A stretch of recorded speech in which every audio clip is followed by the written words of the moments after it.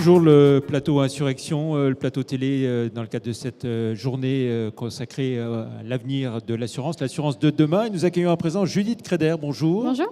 Vous êtes écosystème manager d'Axeléo. Alors on va expliquer ce que c'est qu'Axeléo dans un instant. Oui.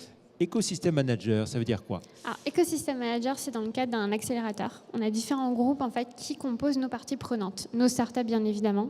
Dans notre cas, des associés entrepreneurs, des partenaires de l'écosystème et notre équipe.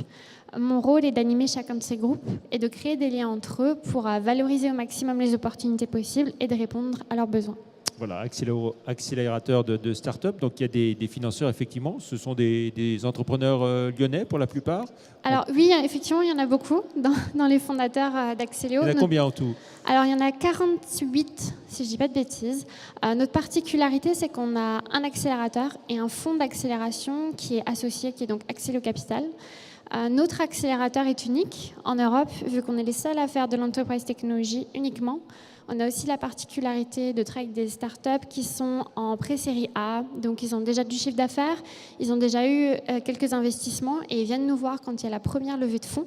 On va voir plus de 1500 startups sur une année pour en sélectionner entre 6 et 8, vu que notre programme se déroulera sur 18 mois.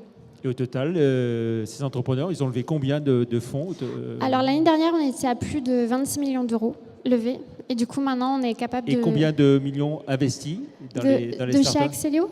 Oui. Alors pour l'instant, on a fait notre premier tour de table de 26 millions d'euros. Donc là, on doit être à peu près à 7 millions d'euros investis. Et on va pouvoir revenir sur les tours de table assez rapidement. Alors pourquoi est-ce que vous avez choisi donc Axeléo d'être partenaire fondateur de cette journée Insurrection? Alors en fait, déjà, on est très B2B en fait, sur cet événement Insurrection.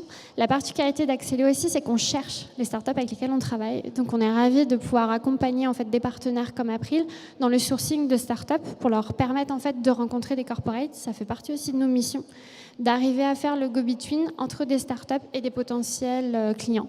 Donc c'est ce qu'on a essayé de faire ici. On est toujours ravis de pouvoir soutenir des partenaires. L'impression générale sur cette journée, même si elle n'est pas encore terminée. Eh ben, je viens de sortir des 4 heures de pitch. Spécialement pour nous répondre, voilà. On l'apprécie. Merci beaucoup. Donc, je viens de voir 49 pitchs de start-up. On a eu 26 membres de jury de tous les partenaires d'April et du coup, ceux qui nous soutiennent aussi cet événement. C'était très divers. On a eu du français, de l'anglais. On a eu de l'intelligence artificielle, de l'auto, de la moto, de la santé. C'était très varié, intense, vu que c'était à chaque fois par 5 minutes, mais très intéressant. Le Startup Challenge, c'était une bonne initiative Toujours, c'est toujours une bonne initiative de faire que les startups, les grands comptes et les investisseurs se rencontrent. Et les critères de choix pour ceux qui vont être primés Alors là, c'est le jury qui va pouvoir délibérer tout à l'heure, mais il y avait 5 critères: la qualité du pitch, la pertinence de la proposition sur le secteur, le positionnement concurrentiel sur le secteur d'activité également, la qualité de l'équipe et l'attractivité pour un investissement. Vous qui êtes très, très impliqué dans tout ce qui est start-up, évidemment, vous voyez les choses accélérer, progresser beaucoup ces dernières années.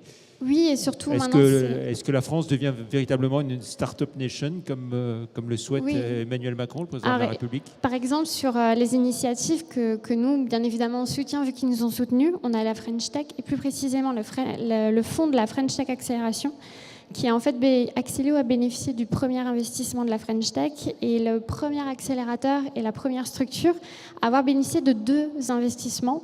Et clairement, avec le soutien de partenaires comme le FTA, on a vraiment des capacités à attirer d'autres startups et bien sûr, tous les développements de lieux qu'on a en région ou encore Station F à Paris, bien évidemment, rendent plus attractifs. Et c'est sûr qu'on voit des développements qui s'accélèrent. Et dans cet écosystème, est-ce que les InsurTech défendent bien leur place? Oui, vu qu'ils étaient nombreux aujourd'hui, c'était déjà un sacré travail de les sélectionner. Mais je pense que ça marche souvent par vague. Et là, effectivement, après la banque, on est vraiment dans tout ce qui est assurance et ça se recroise avec l'intelligence artificielle, la blockchain. Et ça peut se recouper avec des technologies d'automation. Donc c'est sûr que c'est assez... ça bouge beaucoup. Très bien. Merci beaucoup, Judith Creder, d'être venue sur le plateau télé d'Insurrection. Merci, au revoir. Merci.